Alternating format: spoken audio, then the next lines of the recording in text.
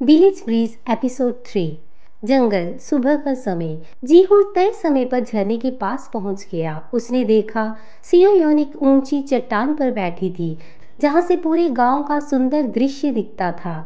उसकी सादगी और उस स्थान की भव्यता दोनों ने जीहू को एक पल के लिए अपनी भाग दौड़ भरी जिंदगी से बाहर खींच लिया। आप समय पर आ गए मिस्टर सीईओ, सीईओ ने कहा।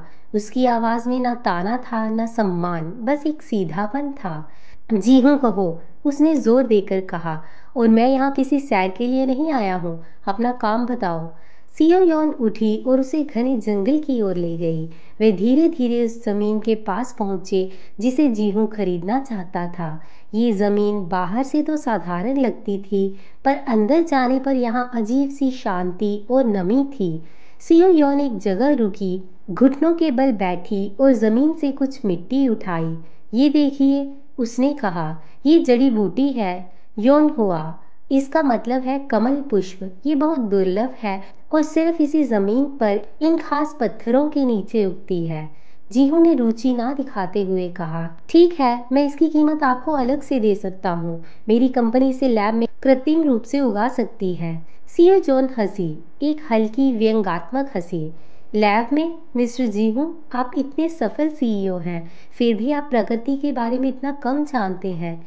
यौन हुआ को कृत्रिम रूप से नहीं उगाया जा सकता। इसे इस मिट्टी की खासियत, इस झरने की नमी और इस जंगल की छाया चाहिए। उसने एक छोटी मुरझाई हुई जड़ी बूटी जीहू के हाथों में रखी। ये तनाव दूर करती है, मन को शांत करती है। गांव के बुजुर्गों का कहना है कि इस गांव के हृदय की नब्ज है। अगर ये जगह खो गई तो ये जड़ी बूटी हमेशा के लिए चली जाएगी और इस गांव की आत्मा भी। जीहू ने उस जड़ी बूटी को देखा। अचानक उसे याद आया कि उसकी दादी, जिसने उसे ड्रैगन की चेन दिया था, वह भी हमेशा जड़ी बूटियों पर ही भरोसा करती थी। उसकी कंपनी एक रिसर्च सेंटर बनाना चाहती थी, लेकिन क्या इस रिसर्च सेंटर से किसी को फायदा होगा या सिर्फ गांव की जड़ों को उखाड़ा जाएगा? मैं रिसर्च सेंटर बनाना चाहता हूँ, जीहू ने सफाई दी। बीमारियों का इलाज ढूंढना चाहता हूँ। तो ढूंढिए। सीओ योन ने सीधे उसकी आंखों में देखा, पर किसी और की आत्मा को कुचलकर नहीं। क्या आप जानते हैं, जब मेरे पिताजी बीमार थे तो सियोल के किसी डॉक्टर ने उन्हें ठीक नहीं किया, पर इस योन हुआ ने उन्हें बचाया। उसकी आवाज में हल्का दर्द था। सियो योन की आंखें भर आई। वे जमीन पर बैठ गई और थोड़ी मिट्टी उठाकर उसे छूने लगी। ये सिर्फ जमीन नहीं, मेरी यादें हैं। जीहू पहली बार किसी के सामने निहत्था महसूस कर रहा था। उसके पास पैसा था, शक्ति थी, पर वह सियो योन की आंखों में उमड़े हुए आंसू और दर्द का सामना नहीं कर पाया। उसने देखा कि इस सीईओ और गांव की लड़की की कहानी में जमीन सिर्फ एक जमीन नहीं थी, ये उनके अलग अलग मूल्यों, उनके अतीत और उनके भविष्य का टकराव थी। ठीक है, जीहू ने गहरी सांस ली।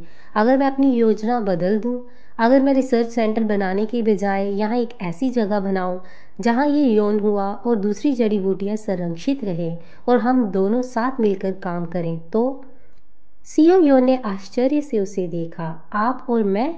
जीहू ने अपनी जैकेट की जेब से पर्स निकाला और उसमें से वह ड्रैगन का टुकड़ा निकाला जो सीओ योन ने उसे वापस नहीं दिया था।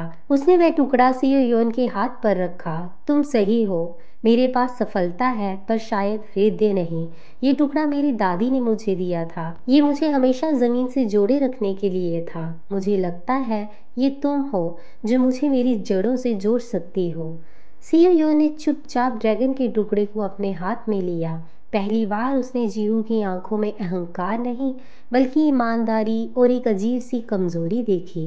मैं आपको अभी जवाब नहीं दे सकती जीहू, उसने कहा, पर मैं आपके इस बदलाव को महसूस कर सकती हूँ। आपको गांव वालों के सामने आना होगा, उन्हें समझाना होगा।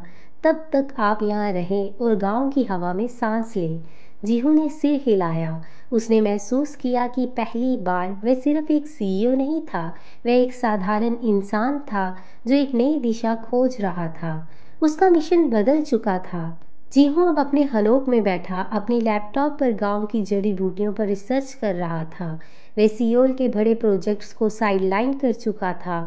सियोयोन खिड़की के बाहर खड़ी थी, उसे देखती है। वह ड्रैगन के टुकड़े को अपनी हथेली में दबाए मुस्कुराती है। शहर के सीईओ ने गांव की लड़की की वजह से पहली बार मुनाफा नहीं बल्कि इंसानियत चुनी थी। कहानी में आगे क्या होगा जानेंगे नेक्स्ट एपिसोड में। तब तक बने रहे हमारे साथ और चैनल को लाइक और सब्सक्राइब करना ना भूलें। Bye bye.